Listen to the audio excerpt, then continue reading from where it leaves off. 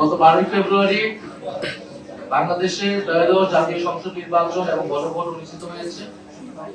বাংলাদেশের বহুল আকাঙ্ক্ষিত নির্বাচন, গণ অভ্যুত্থানের পরবর্তী প্রথম নির্বাচন, হাজারো শহীদের রক্ত পেরিয়ে আমরা এই নির্বাচন অনুষ্ঠিত হয়ে নির্বাচনে অংশগ্রহণ করেছি। আমাদের সকলের আকাঙ্ক্ষা ছিল এই নির্বাচনের মধ্য দিয়ে বাংলাদেশ গণতন্ত্রের পথে অগ্রসর হবে, বাংলাদেশের রাষ্ট্র সংস্কারের কাজ সম্পন্ন হবে, ফ্যাসিবাদের বিচার নিশ্চিত হবে, বাংলাদেশ আধিপত্যবাদ থেকে মুক্ত পাবে এবং দুর্নীতিমুক্ত সুশাসন নিশ্চিত করে আমরা একটি সমৃদ্ধ গণতান্ত্রিক এবং অন্তর্ভুক্তি বাংলাদেশ বিনির্মাণের পথে এগিয়ে যাব।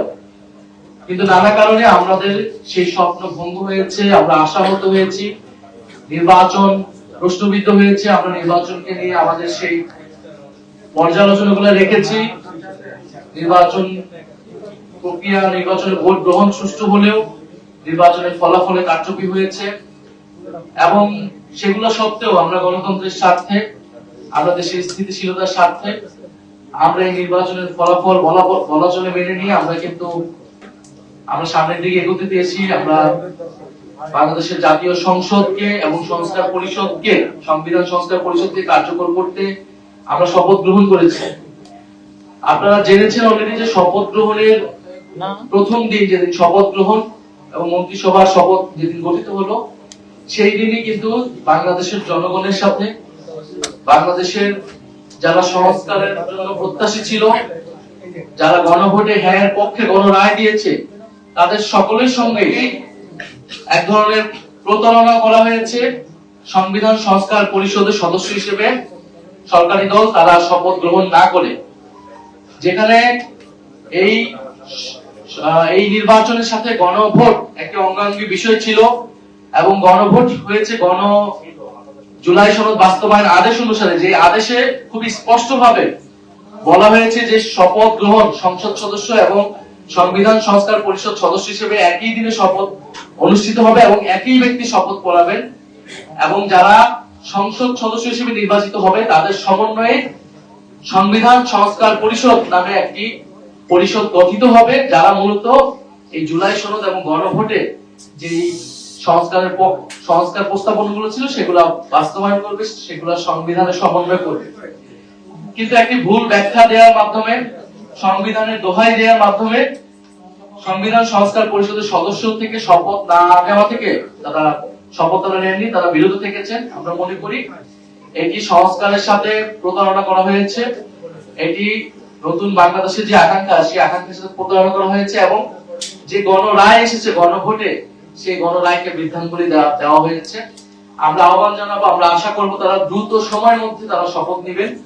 সংবিধান সংস্কার পরিষদ ছাড়া এই জাতীয় সংসদের কোনো মূল্যই নাই। আমরা গণ অভ্যুত্থানের পরে ঐক্যমত কমিশনের আলোচনার মাধ্যমে, নির্বাচনের মাধ্যমে, গণভোটের মাধ্যমে এই জাতীয় সংসদে যাচ্ছি, কারণ এই জাতীয় সংসদ শুধু জাতীয় সংসদ না, এই জাতীয় সংসদ একটি সংবিধান সংস্কার পরিষদ হিসেবে কাজ করবে এবং সংবিধান পরিবর্তন করে বাংলাদেশের গণতান্ত্রিক যে সংস্কার, বাংলাদেশের প্রতিষ্ঠানগুলোর যে সংস্কার, সেই সংস্কারগুলো নিশ্চিত করবে। এটি না হলে বাংলাদেশ আসলে আগের বাংলাদেশই থাকবে, সেই স্বৈরতান্ত্রিক কাঠামোটি থাকবে, সে আওয়ামী শেখ হাসিনার বাংলাদেশই কিন্তু আসলে থাকবে, জাস্ট অন্য মানুষরা এই দেশটাকে, এই রাষ্ট্রযন্ত্রটাকে চালাবে। আমরা নিশ্চয়ই সেটা চাই না। সংস্কারের আকাঙ্ক্ষা সরকার দলের যারা রয়েছেন, যারা নেতৃত্বে যিনি আছেন, তারাও বলেছেন, হ্যাঁ ভোটের প্রচারণা তারা করেছেন। ফলে আমরা আশা করব অতি দ্রুত সময়ের মধ্যে তারা সংবিধান সংস্কার পরিষদ হিসেবে শপথ নেবেন এবং কারণ জাতীয় সংসদ এই সংবিধানের এই যে মৌলিক কাঠামোর পরিবর্তনগুলো, সেই পরিবর্তনগুলা শুধুমাত্র সংসদের মাধ্যমে, সংসদ সদস্যদের মাধ্যমে হওয়া সম্ভব নয়। এই আলোচনা, এই তর্ক বিতর্ক কিন্তু সেই ঐক্যমত কমিশন থাকতেই কিন্তু আমরা করেছি। ফলে আমরা সরকারি দলের প্রতি আহ্বান জানাচ্ছি, দ্রুত সময়ের মধ্যে জাতীয় সংসদকে কার্যকর করতে সে অধিবেশন ডাকা হোক এবং তার আগে সংবিধান সংস্কার পরিষদ সদস্য হিসেবে তারা শপথ নিক এবং সংবিধান একই সময় যাতে সংবিধান সংস্কার পরিষদের অধিবেশন ডাকা হয়, আমরা সেই আহ্বান জানাচ্ছি। দ্বিতীয়ত, আপনারা দেখেছেন যে নতুন একটি মন্ত্রিসভা গঠিত হয়েছে বাংলাদেশ জাতীয়তাবাদী দল বিএনপির নেতৃত্বে। জনাব তারেক রহমান প্রধানমন্ত্রী হিসেবে শপথ নিয়েছেন, তার নেতৃত্বে এই মন্ত্রিসভা নিয়ে আমাদের কিছু পর্যালোচনা রয়েছে। কারণ স্বাভাবিকভাবে আমরা আশা করেছিলাম যে এই মন্ত্রিসভা বা যেই জিতুক না কেন এই নির্বাচনের মাধ্যমে তারা পরবর্তী যে সরকার নেতৃত্ব দেবে, মন্ত্রিসভা গঠিত হবে, তা নতুন বাংলাদেশের যে আকাঙ্ক্ষা, সংস্কারের যে আকাঙ্ক্ষা, পরিবর্তনের আকাঙ্ক্ষার সাথে সামঞ্জস্যপূর্ণ হবে। কিন্তু এই মন্ত্রিসভা দেখে আমাদের কাছে কোনোভাবে মনে হয়নি এটি পরিবর্তনের যে আকাঙ্ক্ষা, সেই আকাঙ্ক্ষার সাথে সামঞ্জস্যপূর্ণ, বরং এটি আসলে পুরনো বন্দোবস্তের যে ধারাবাহিকতা, আমরা সেটি দেখতে পাচ্ছি এই মন্ত্রিসভা গঠনের মধ্য দিয়ে। এই কারণগুলো আমরা বলছি। প্রথমত, এই মন্ত্রিসভায় আঞ্চলিক ভারসাম্য রক্ষা করা হয়নি। আপনারা জানবেন যে 25টি জেলা, সেখানে কোনো মন্ত্রী বা প্রতিমন্ত্রী করা হয়নি, অর্থাৎ এখানে একটা আঞ্চলিক বৈষম্য রয়েছে স্পষ্টভাবে। এই মন্ত্রিসভা অন্তর্ভুক্তিমূলক হয়নি এবং প্রতিনিধিত্বশীল হয়নি। সেখানে নারীর অংশগ্রহণ বলেন, ভিন্ন ধর্মাবলম্বী বা ভিন্ন জাতিগোষ্ঠীর অংশগ্রহণ বলেন, সেটা যথেষ্ট পরিমাণ হয়নি। প্রতিনিধি জনগণের সার্বিকভাবে জেলা বলেন, ধর্ম, বর্ণ সব মিলে এটা প্রতিনিধিত্বমূলক বা অন্তর্ভুক্তিমূলক মন্ত্রিসভা হয়নি বলে আমরা মনে করছি। এই মন্ত্রিসভার গড় বয়স প্রায় 60। মন্ত্রিসভায় কিছু তরুণদেরকে সুযোগ দেওয়া হলেও কিন্তু মন্ত্রিসভার গড় বয়স যদি দেখেন, সেটা কিন্তু 60। অর্থাৎ আমরা যে তারুণ্য নির্ভর বাংলাদেশের কথা ভেবেছি, তারুণ্য নির্ভর বাংলাদেশের কথা বলেছি, জুলাইয়ে যে তারুণ্য শক্তি বাংলাদেশে পথ দেখিয়েছে, আমরা তার প্রতিফলন এই মন্ত্রিসভায় দেখতে পাইনি। সবচেয়ে অ্যালার্মিং যে বিষয়টা, এই মন্ত্রিসভায় প্রায় 62% মন্ত্রী বা প্রতিমন্ত্রীগণ তারা ব্যবসায়ী, অর্থাৎ অর্ধেকেরও বেশি হচ্ছে ব্যবসায়ী। ব্যবসায়ী হওয়াটা অপরাধ নয়, কিন্তু এটা যেটা বললাম যে প্রতিনিধিত্বমূলক হওয়া উচিত, রাজনীতিবিদ এবং বিভিন্ন শ্রেণী পেশার মানুষ থাকা উচিত। কিন্তু যখন আপনি 62% অর্ধেকেরও বেশি ব্যবসায়ীদেরকে মন্ত্রিত্বে দিবেন মন্ত্রী প্রতিমন্ত্রী হিসেবে, তারা ব্যবসায়ীদের স্বার্থ রক্ষা করবে, জনগণের স্বার্থ রক্ষা করবে না। এবং এই ব্যবসায়ীদের মধ্যে উল্লেখযোগ্য সংখ্যক আছে যাদের ঋণ খেলাপির অভিযোগ রয়েছে, যেটা আমরা যখন নমিনেশন দেওয়া হয়েছিল তখনই কিন্তু আমরা এই অভিযোগ, বিএনপির নমিনেশন দেওয়ার ক্ষেত্রে যেমন আমরা কোনো নতুনত্ব পাইনি, এই মন্ত্রিসভা গঠনেও আমরা কিন্তু কোনো নতুনত্ব পাইনি। ঋণ খেলাপিদেরকে মন্ত্রিত্ব দেওয়া হয়েছে। আমি নাম না নিয়ে যদি বলি, 3টি গুরুত্বপূর্ণ মন্ত্রণালয়, সবচেয়ে অনেক বড় বাজেটের মন্ত্রণালয়, এমন একজনকে দেওয়া হলো যিনি রিয়েল এস্টেট ব্যবসায়ী এবং হত্যা মামলার আসামি। ব্যবসায়ীর সাথে একটা হত্যাকাণ্ড ঘটিয়েছে, যার অভিযোগ রয়েছে তার প্রতি, তার কর্মী সমর্থকদের প্রতি, এবং দলেও তিনি অত গুরুত্বপূর্ণ কেউ না। শুধুমাত্র আর্থিক, ব্যবসায়িক এবং দুর্নীতির কারণেই তাকে সেই মন্ত্রণালয়ে দেওয়া হয়েছে। ফলে এরকম ঋণ খেলাপি, আরো ঋণ খেলাপি রয়েছে, তাদেরকে বিভিন্ন মন্ত্রণালয়ে দেওয়া হয়েছে। বিএনপির প্রায় 62% নির্বাচিত যারা সদস্য রয়েছে, সংসদ সদস্য, তাদের কোনো না কোনো ভাবে তাদের ঋণ রয়েছে। 62% সংসদ সদস্যদের, যার ঋণের পরিমাণ হচ্ছে 18,868 কোটি টাকা। এটা আমার মতে এটা হচ্ছে টিআইবির একটা রিপোর্ট অনুযায়ী 18,868 কোটি টাকা ঋণ তাদের সম্মানিত 62% সদস্যের। আমরা জানতে চাই, তারা জনাব প্রধানমন্ত্রী জনাব তারেক রহমান দুর্নীতির বিরুদ্ধে কঠোর অবস্থানের কথা বলছেন, কিন্তু তার নিজের মন্ত্রিসভা এবং তার নিজের যে সংসদ সদস্য, তাদের সরকারি দল রয়েছে, তারা যে ঋণগ্রস্ত বসেছে, সেই ঋণ তারা কবে পরিশোধ করবে? বাংলাদেশের মানুষ সেটা জানতে চায়, বাংলাদেশের জনগণ সেটা জানতে চায়। সেই ঋণ পরিশোধ করে তারপরেই দুর্নীতির বিরুদ্ধে কথা বলা উচিত, কারণ দুর্নীতি প্রতিরোধ আসলে নিজের ঘর থেকে করতে হবে, নিজের দল এবং মন্ত্রিসভা থেকে করতে হবে। ফলে আমরা দেখতে পাচ্ছি যে এই মন্ত্রিসভায় ব্যাপক ধরনের আর্থিক অস্বচ্ছ, দুর্নীতিগ্রস্ত এবং ঋণ খেলাপির অভিযুক্ত, হত্যা মামলার আসামি, এই ধরনের লোককে এই মন্ত্রিসভায় স্থান দেওয়া হয়েছে। নিশ্চয়ই কিছু ভালো অভিজ্ঞ লোকদেরকে এই মন্ত্রিসভায় স্থান দেওয়া হয়েছে, আমরা সেটাকে সাধুবাদ জানাই। কিন্তু আমরা আশা করেছিলাম যে এই মন্ত্রিসভাটা জুলাই গণঅভ্যুত্থান পরবর্তী প্রথম নির্বাচনে বিজয়ী সরকার, বিজয়ী দলের যে মন্ত্রিসভা আছে, সেটা সম্পূর্ণরূপে পরিমাণে ফ্রেশ থাকবে। 2001 থেকে 2006 দুর্নীতির অভিযোগ ছিল, বিভিন্ন সময় প্রমাণিত হয়েছে, এই ধরনের লোকদেরকে কিন্তু মন্ত্রিসভায় স্থান দেওয়া হয়েছে, মন্ত্রী বা প্রতিমন্ত্রী পর্যায়ে স্থান দেওয়া হয়েছে। ফলে এটা আমাদের আসলে জন আকাঙ্ক্ষার সাথে যাচ্ছে না, পরিবর্তন বা সংস্কার আকাঙ্ক্ষার সাথে এই মন্ত্রিসভা যাচ্ছে না, এবং এই মন্ত্রিসভা দুর্নীতি প্রতিরোধ করতে পারবে বলেও আমরা মনে করছি না। বরং এটা দুর্নীতিগ্রস্ত আমাদের যে মাফিয়া সিন্ডিকেট ভিত্তিক আমাদের যে অর্থনৈতিক ব্যবস্থা, রাজনৈতিক ব্যবস্থা ছিল বিগত আমলে, আমরা দেখেছি সেটারই ধারাবাহিকতা করবে বলে আমাদের কাছে মনে হচ্ছে। তারপরে এই মন্ত্রিসভা অন্তর্বর্তী সরকারের গুরুত্বপূর্ণ ব্যক্তিরা এই মন্ত্রিসভায় স্থান পেয়েছে। অনেকে নির্বাচিত হয়ে, অনেকে রিপ্রোপ্রিয়েট কোটায় তারা স্থান পেয়েছে।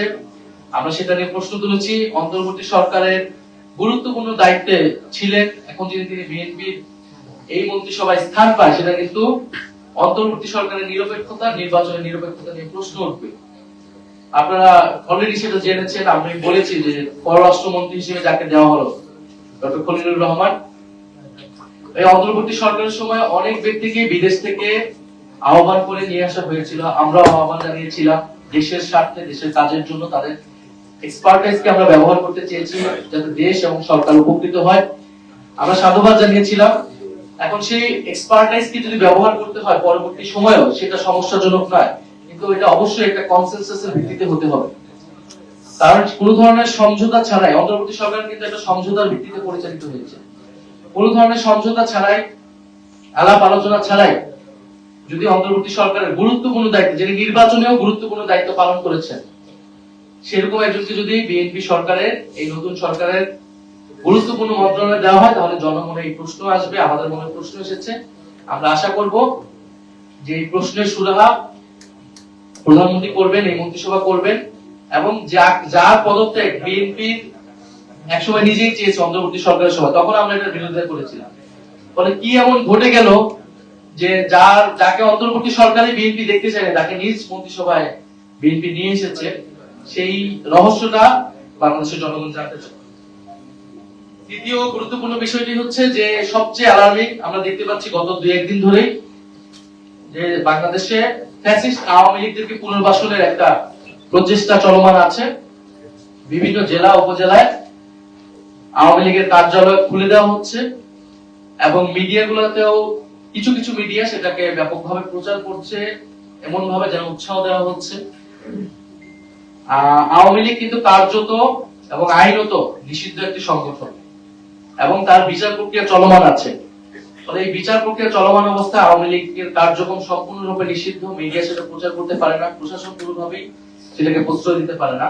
এই যে আওয়ামী লীগের কার্যালয়গুলো খোলা হচ্ছে এবং আওয়ামী লীগকে প্রশ্রয় দেওয়া হচ্ছে, আমরা মনে করি এটা অটোমেটিক ভাবে হচ্ছে। এটা অবশ্যই এই নতুন সরকারের প্রশাসনের এবং সরকারি দলের প্রশ্রয় এটা হচ্ছে, তাদের কাছ থেকে গ্রিন সিগন্যাল ছাড়া আওয়ামী লীগ এটা করার সুযোগ বা সাহস পেত না। গত 1.5 বছর কিন্তু প্রশাসন অনেক জায়গায় ব্যর্থ হলেও জনগণ কিন্তু প্রতিরোধ করেছে। রাজনৈতিক ফ্যাসিবাদ বিরোধী রাজনৈতিক কর্মীরা সেটা প্রতিরোধ করেছে।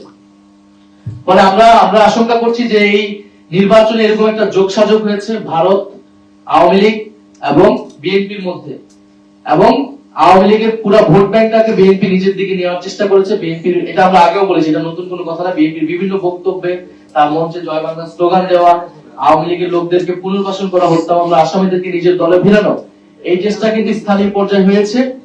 কিন্তু এইটা যদি এখন আওয়ামী লীগ সেটার বিনিময়ে, এই ভোট ব্যাংকের বিনিময়ে যদি আওয়ামী লীগের রাজনীতিকে পুনর্বাসনের চেষ্টা করা হয়, তাদের কার্যক্রমকে সুযোগ করে দেওয়া হয়, তাহলে তা কঠোরভাবে প্রতিহত করা হবে।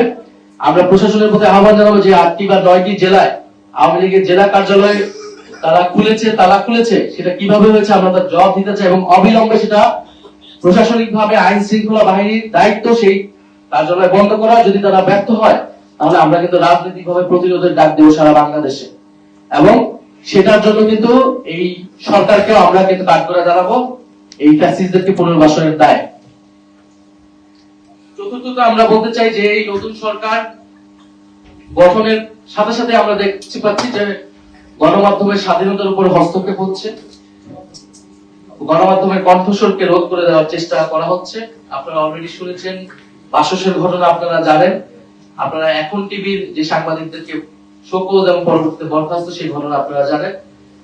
আমরা মনে করি যে ভিন্ন মত থাকবে, সংবাদপত্রের কাজই হচ্ছে, গণমাধ্যমের কাজই হচ্ছে প্রশ্ন করা। সেখানে আমরা চাই না যে কোনো দলীয় গণমাধ্যম ফ্যাসিস্ট সময়ের মতো কোনো দলীয় গণমাধ্যম হোক, কিন্তু আমরা ইতিমধ্যে সেই প্রবণতা দেখতে পাচ্ছি। আমরা আশা করব এটা এই মুহূর্ত থেকে এটা বন্ধ হবে, গণমাধ্যম স্বাধীনভাবে কাজ করবে, এবং নির্বাচনে বা বিগত সময়ে কে কোন দলের পক্ষে কাজ করেছে এটা বিষয় না, সংবাদ মাধ্যম বা গণমাধ্যম বস্তুনিষ্ঠভাবে, সাংবাদিকরা নিরপেক্ষভাবে কাজ করবে। এটা আমরা সাংবাদিকদের কাছ থেকেও সেটা সেই দায়িত্বশীল আচরণ আশা করি, সবসময় বলে এসেছি। সরকারের কাছ থেকেও আমরা সেটা আশা করব, এবং সরকার দলীয় লোক যারা বিভিন্ন হাউসে রয়েছে তারাও যাতে ভিন্ন মতের কোন সাংবাদিকদের উপরে বা সত্য প্রকাশ করেছে এবং কোন সাংবাদিকদের উপরে তারা তাদের কণ্ঠ রোধ করবে না এবং স্বাধীনভাবে সাংবাদিকরা কাজ করতে পারবে। এছাড়াও আমরা দেখতে পাচ্ছি যে রমজান মাসে আমরা জানি যে রমজান মাসে বাংলাদেশের মানুষ ইবাদত বন্দেগী করে। আমরা চাই স্বস্তির ইফতার এবং সেহরিটা যাতে ঠিক মতো এই দেশের সাধারণ মানুষ, নিম্নবিত্তের মানুষ করতে পারে। এই জন্য দ্রব্যমূল্য নিয়ন্ত্রণে থাকা, সাধারণ মানুষের হাতের নাগালে থাকা অত্যন্ত গুরুত্বপূর্ণ। আমরা গতকালকে মন্ত্রিসভায় প্রধানমন্ত্রীর তরফ থেকে সে ধরনের নির্দেশনা পেয়েছি, কিন্তু গতকাল থেকে বা আজকে আপনারা জানবেন যে বাজার মূল্য কিন্তু ব্যাপক চড়া হয়েছে। মাছ, মাংস, সবজি সবকিছুর দাম উচ্চ পর্যায়ে চলে যাচ্ছে। আমরা আশা করব যে সরকার এটা দ্রুত ব্যবস্থা নেবে, যাতে কোনো ধরনের সিন্ডিকেট, অসাধু ব্যবসায়ী যাতে এবারে এই রমজানকে কেন্দ্র করে দ্রব্যমূল্য বৃদ্ধি করতে না পারে, সাধারণ মানুষের হাতের নাগালেই থাকে। এখন এই ধরনের একটি ঋণগ্রস্ত বা দুর্নীতিপরায়ণ মন্ত্রিসভা দিয়ে এটি সম্ভব কিনা এটা আমরা নিশ্চিত নই, কিন্তু আমরা আশা করব সরকার এটাতে যাতে ব্যবস্থা নেয়, যাতে মানুষ একটু স্বস্তির সাথে এই রমজান মাসটা কাটাতে পারে। এবং সর্বোপরি আমরা এই সরকারের প্রতি আহ্বান জানাচ্ছি, আমাদের প্রথম আহ্বান থাকবে যে দ্রুত সময়ের মধ্যেই সংবিধান সংস্কার পরিষদ, সরকারি দলের প্রতি আহ্বান থাকবে সংবিধান সংস্কার পরিষদের সদস্য হিসেবে শপথ গ্রহণ করে জাতীয় সংসদ এবং সংস্কার পরিষদ সভার সংবিধান সংস্কার পরিষদের প্রথম অধিবেশন ডাকার জন্য, এবং আইনের শাসন যাতে নিশ্চিত হয়, পুলিশ যাতে দলীয়করণ না হয়। আমরা অলরেডি বিভিন্ন জায়গায় সে ধরনের প্রবণতা দেখছি। গণমাধ্যম, পুলিশ অর্থাৎ বিভিন্ন প্রতিষ্ঠান যেটা ফ্যাসিস্ট আমলে, আগের আমলে দলীয়করণ হয়েছে, আমরা আশা করব এবার দলীয়করণ হবে না। ফলে পুলিশের সংস্কারের যে প্রস্তাবনাগুলো রয়েছিল, পুলিশ কমিশন সহ, সেটা যাতে দ্রুত সময়ের মধ্যে বাস্তবায়ন হয়, পুলিশের যাতে দলীয়করণ না হয়, রাস্তাঘাটে চলাফেরা যাতে নারীর নিরাপত্তা নিশ্চিত হয়। স্বরাষ্ট্র মন্ত্রী বলেছেন যাতে মব কালচার বন্ধ করবেন। আমরা সাধুবাদ জানাবো সে ধরনের উদ্যোগ গ্রহণ করলে বা আইনের শাসন নিশ্চিত করলে। বিশেষত বিগত সময়ে আমরা বাজার ভাঙচুর দেখেছি, যারা এই ঘটনার সাথে জড়িত ছিল তাদেরকে যাতে বিচারের আওতায় আনা হয়। তবে মানুষের যাতে ন্যায্য প্রতিবাদ করার বা বিক্ষোভের যে গণতান্ত্রিক অধিকার, সেই অধিকার যাতে সরকার হরণ না করে বা আইন শৃঙ্খলা বাহিনীকে যাতে সেই ক্ষেত্রে ব্যবহার না করে, সে বিষয়ে যাতে সরকার সতর্ক থাকে, সে বিষয়ে আমাদের আহ্বান থাকবে। এবং সর্বোপরি আমাদের যে সংস্কারের আকাঙ্ক্ষা, সেই আকাঙ্ক্ষার বাস্তবায়নে আমরা সরকারের প্রতি আহ্বান জানাবো যাতে ঐক্যবদ্ধভাবে সরকার এটা সেই আকাঙ্ক্ষার সাথেই কাজ করে। কারণ সেই আকাঙ্ক্ষার যদি ব্যত্যয় ঘটে, ফলে কিন্তু জনগণ সেটা মেনে নেবে না, এবং আমরাও জনগণের প্রতিনিধি হিসেবে আমাদের রাজপথকে বেছে নিতে হবে। কিন্তু আমরা চাই যে এই যে নতুন সরকার গঠিত হয়েছে, সরকারের সাথে কাজ করতে, কিন্তু সরকার যদি ঋণ খেলাপি যারা রয়েছে তাদের বিরুদ্ধে ব্যবস্থা না নেয়, আমরা সেই জানতে চাই যে ঋণ খেলাপিদের বিরুদ্ধে কি ব্যবস্থা নিবে, তারা ঋণ কতদিনের নাগাদ পরিশোধ করবে। বিশেষত নির্বাচন কমিশন যেহেতু এই ঋণ খেলাপিদেরকে সুযোগ করে দিয়েছে নির্বাচন করার, ফলে নির্বাচন কমিশনের একটা দায়িত্ব যে ঋণ খেলাপিদের দ্রুত সময়ের মধ্যে তারা ঋণ পরিশোধ করবে। এবং যারা হত্যা মামলার আসামি রয়েছে, সেই মামলার তদন্ত যাতে নিরপেক্ষভাবে হয়, বিচার যাতে পায় ভিকটিমরা, সেটা আমরা আহ্বান জানাচ্ছি। এবং সারা দেশে যে বিরোধী দলের উপরে যে দমন পীড়ন আমরা নির্বাচন দিন থেকে আমরা দেখে এসেছি, সেটা কিন্তু এখনো বন্ধ হয়নি। হাতিয়ার যে ধর্ষণের ঘটনা, সেটা মামলা মাত্র হয়েছে। আমরা আশা করবো এই সকল ঘটনা মামলা নিরপেক্ষভাবে পরিচালিত হবে এবং বিভিন্ন জায়গায় বিরোধীদের উপরে মামলা দেওয়া হচ্ছে। আমরা সেই আওয়ামী আমলের সংস্কৃতি কিন্তু এই নতুন সরকার থেকে আমরা প্রত্যাশা করি না। আমরা আশা করব যে বাংলাদেশে দ্রুতই সংসদ এবং সংবিধান সংস্কার পরিষদ চালু হবে। আমরা সেখানে আমাদের এই কথাগুলো, আমাদের এই বক্তব্যগুলো আমরা দিতে পারবো। আর যদি কারো বিরুদ্ধে কোনো স্পেসিফিক অভিযোগ না থাকে, সেই সেটআপ কিন্তু পরিবর্তন করা পক্ষে নয় আমরা, বরং সেটা পরিবর্তন করলে আমাদের মনে সন্দেহ তৈরি হবে যে বিচারকে প্রভাবিত করার কোনো চেষ্টা হচ্ছে কিনা, বরং ট্রাইব্যুনালের সক্ষমতা আরো কিভাবে বাড়ানো যায়। এবং কারণ আমরা দেখছি বিভিন্ন নিম্ন আদালত থেকে কিন্তু ফ্যাসিস্ট এবং হত্যা মামলার আসামি যারা, তাদেরকে জামিন দেওয়া হচ্ছে। আবার আপনারা জানেন যে ভুয়া মামলা হয়েছিল প্রচুর, এই ভুয়া মামলা কিন্তু এখন যারা সরকারি দল অর্থাৎ বিএনপি নেতাকর্মীরাই করেছে। ফলে এই পুরো বিষয়টাই কিন্তু আসলে একটা সুরাহা লাগবে, এবং এই বিচার এবং সংস্কার এটা কিন্তু আসলে সরকার দল বা বিরোধী দলের বিষয় না, এটা জাতীয় ঐক্যমত্যের ভিত্তিতে এইটা নিশ্চিত করতে হবে। ফলে আমরা বিচার, সংস্কার এবং এই দুর্নীতি প্রশ্নে আমরা কিন্তু বিন্দু পরিমাণ ছাড় দিব না। আমরা মনে করি যে আদালত এই বিষয়ে অবশ্যই গণভোটের বা জনগণের পক্ষে রায়টা দিবে, গণঅভ্যুত্থানের পক্ষে। কারণ এটা কিন্তু যদি আপনি এই গণভোট বাতিল হয়ে যায় তাহলে কিন্তু এই নির্বাচনও প্রশ্নবিদ্ধ হবে। কারণ এই নির্বাচন আপনি কোন সংবিধান অনুসারে করেছেন? এই নির্বাচন তো সংবিধান অনুসারে এই সময় নির্বাচন হওয়ার কথা না, অন্তর্বর্তী সরকার হওয়ার কথা না, গণভোট কোনো কিছুই হওয়ার কথা না। বিদ্যমান সংবিধান তো আগের সংবিধান, এই সংবিধান অনুযায়ী আগের সরকার বহাল থাকার কথা। ফলে এই সবকিছুর বৈধতা একমাত্র হচ্ছে জুলাই গণ অভ্যুত্থান। কারণ জুলাই গণ অভ্যুত্থানে জনগণের সার্বভৌম অভিপ্রায় রাজপথে আমরা দেখেছি। সেই অভিপ্রায় অনুসারে কিন্তু আপনারা পরবর্তীতে সংস্কার কার্যক্রমগুলা হয়েছে, গণভোটের আদেশ রাষ্ট্রপতি কর্তৃক দেওয়া হয়েছে এবং সেই আদেশ অনুসারে গণভোট এবং এই নির্বাচন হয়েছে। ফলে যদি গণভোট বাতিল হয়ে যায় ফলে এই পুরো এই সময় সরকারেরও বৈধতা থাকবে। বলেছি যে এখানে অনেক তরুণদেরকে সুযোগ দেওয়া হয়েছে বা অভিজ্ঞ অনেক ব্যক্তিকে সুযোগ দেওয়া হয়েছে, তাদের এটা থেকে আমরা তো সাধুবাদ জানিয়েছি। কিন্তু আমরা তো আপনি অর্ধেক ভালো করবেন অর্ধেক খারাপ করবেন, এটা তো হইতে পারে না। আমরা তো চেয়েছিলাম পুরো মন্ত্রিসভা এমন একজনও থাকবে না যার বিরুদ্ধে প্রশ্ন তোলা যায়। সেই জায়গা থেকে যাদের বিরুদ্ধে প্রশ্ন এসেছে আমরা তুলছি, সেটা যাতে পুনর্বিবেচনা করা হয়। কারণ না হলে এই মন্ত্রিসভা আসলে জনগণের যে আকাঙ্ক্ষা, দুর্নীতির বিরুদ্ধে যে অবস্থান, সেটা তো আসলে নিশ্চিত করতে পারবে না। কারণ আপনি দেখেন আরো এরকম কয়েকটা বড় বড় বাজেটের মন্ত্রণালয়গুলো দেওয়া হয়েছে বিভিন্ন ব্যবসায়ী এবং যাদের ঋণগ্রস্ত যারা, ফলে তারা তো এই মন্ত্রণালয়গুলো থেকেই দুর্নীতির এবং আর্থিক অস্বচ্ছতার কার্যক্রমগুলো করবে। একদিকে তারা বলতেছে প্লট নিবে না, তারা গাড়ি নিবে না, কিন্তু তারা ঋণ খেলাপিদেরকে সংসদে নিয়ে গেল, ঋণ খেলাপিদেরকে তারা মন্ত্রিসভায় স্থান দিচ্ছে। ফলে আপনি বৈধ সুবিধাকে অস্বীকার করে জনগণের সামনে সাজু সাজা হচ্ছে, কিন্তু অন্যদিকে কিন্তু ঋণ খেলাপি দুর্নীতিগ্রস্ত ব্যক্তিদেরকে বড় বড় বাজেটের মন্ত্রণালয় দেওয়া হচ্ছে যাতে সেই সকল মন্ত্রণালয় থেকে দুর্নীতির সুযোগ তারা পায়। নির্বাচন কমিশন থেকে আমাদেরকে এবং সরকারের পক্ষ থেকে আমাদেরকে যে চিঠি পাঠানো হয়েছিল সেই চিঠিতে 2টি শপথের কথা বলা হয়েছিল। আমাদেরকে আহ্বান জানিয়েছিল 2টি শপথ নেওয়ার জন্য। আমরা সেই আহ্বানে গিয়েছি এবং আমরা আমাদের দায়িত্বটা পালন করেছি। কারণ আমরা মনে করি আমরা শুধু সংসদ সদস্য হিসেবে নির্বাচিত হইনি, আমাদের জনগণ আমাদেরকে পাঠিয়েছে সংবিধান সংস্কার পরিষদের সদস্য হিসেবে সংবিধান সংস্কার করার জন্য। আমরা আমাদের দায়িত্ব পালন করেছি, বিএনপি তার দায়িত্ব পালন করে। বিএনপি সংস্কারের বিরুদ্ধে, গণরায়ের বিরুদ্ধে অবস্থান করেছে, জনগণ সেটা বিচার করে।